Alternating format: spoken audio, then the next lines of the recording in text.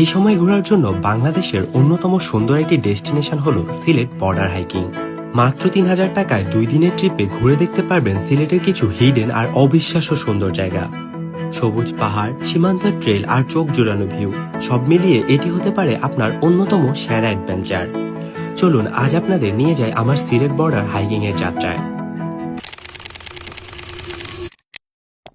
ঢাকা থেকে জনপ্রতি ৪১০ টাকা দিয়ে উপবন এক্সপ্রেসের টিকিট কেটে আমরা ৮ জন কাজিন মিলে রওনা হই সিলেটের উদ্দেশ্যে। সারা রাতের জার্নি শেষে সকাল ৮টায় পৌঁছে স্টেশন থেকে ২৭০০ টাকায় একটি গাড়ি ঠিক করলাম উৎমাছড়া যাওয়ার জন্য।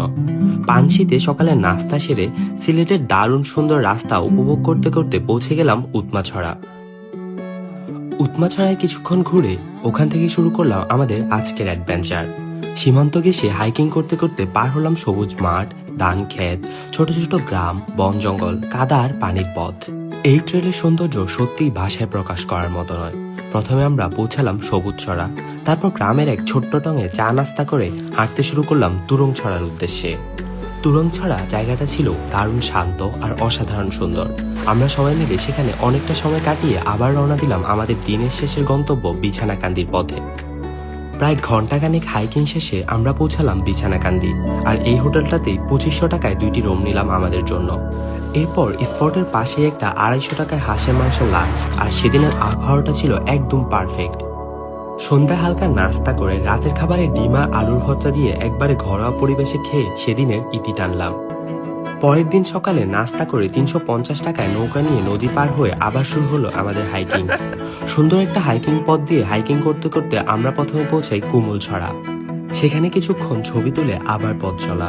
এরপর সুন্দর একটি ট্রেল ধরে প্রায় আধা ঘন্টা হেঁটে পৌঁছে গেলাম লক্ষণছড়া। চারপাশে সবুজ আর নির্জন পরিবেশ মনটাকে একবারে শান্ত করে দিয়েছিল।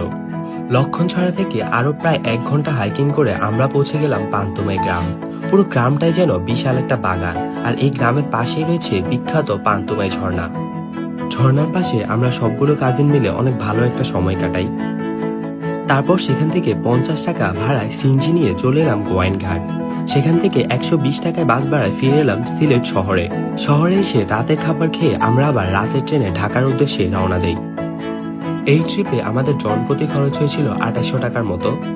৩,০০০ টাকার ভিতরে এমন একটা অ্যাডভেঞ্চার, বিশ্বাস করুন একবার গেলে জায়গাটা আপনি কোনোদিন ভুলতে পারবেন না।